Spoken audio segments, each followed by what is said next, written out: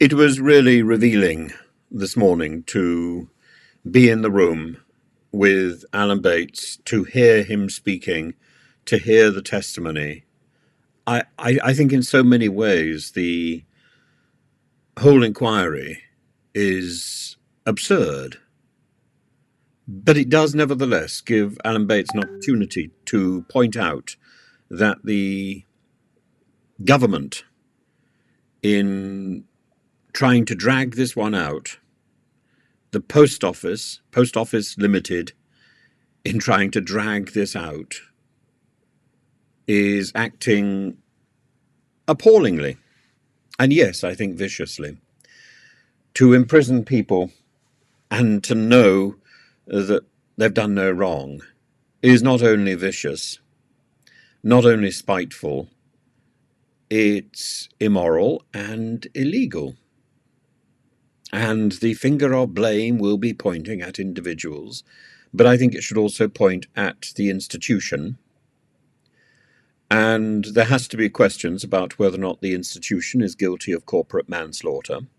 And there have to be questions about who knew what and when.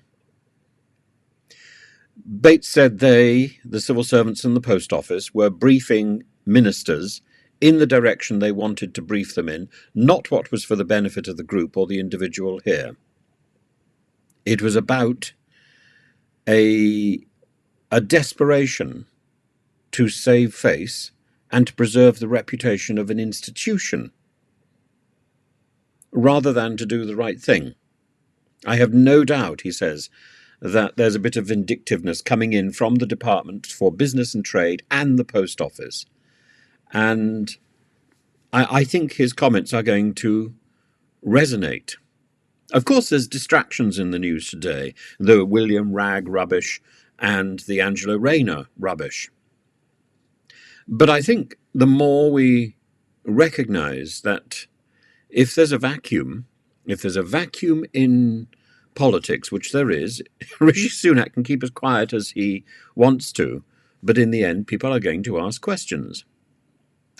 Angela Rayner can maintain her dignity and claim there's nothing wrong, but people are going to ask questions. William Wragg can delay and delay and delay and wander around the place to see what his options are. But in the end, there's only one honourable choice, and that's resignation. And I still don't think he's gone far enough.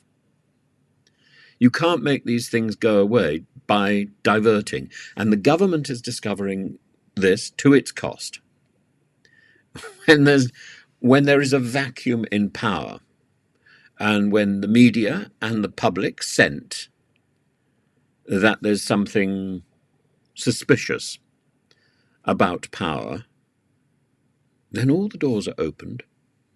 And it's not the oddness here is I know there's a sort of partisan group. I know there are people who've got their own echo chambers and who think I belong to this one or that one. It doesn't make any difference, really. The point is that there is a sense that power is out of control at the moment.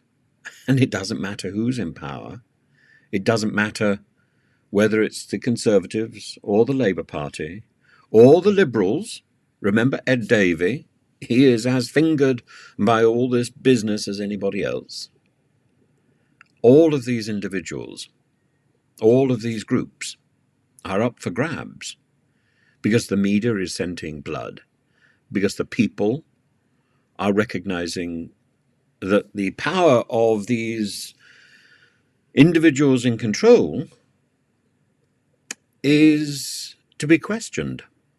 And that means everybody is being questioned.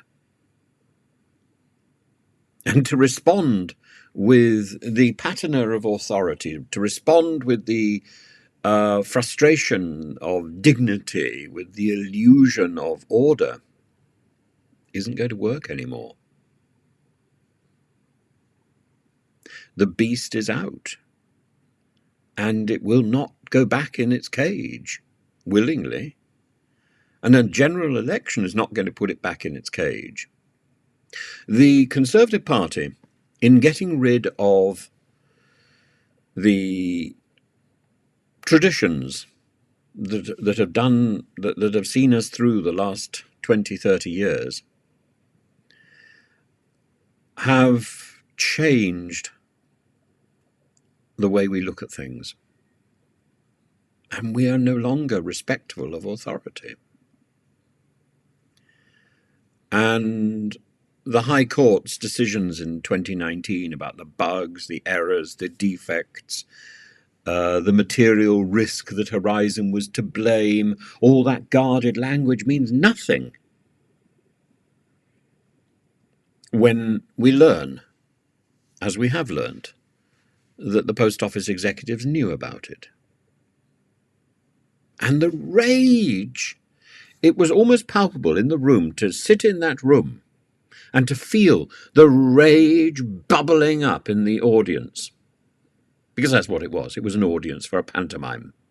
And I'm a great believer in pantomime, and I think I don't use that term lightly. I don't think this is simply a charade. This is a pantomime, and in a pantomime you can actually make important social points. And Alan Bates did so today. But nobody can disguise the anger and the contempt for power that was oozing out of that room.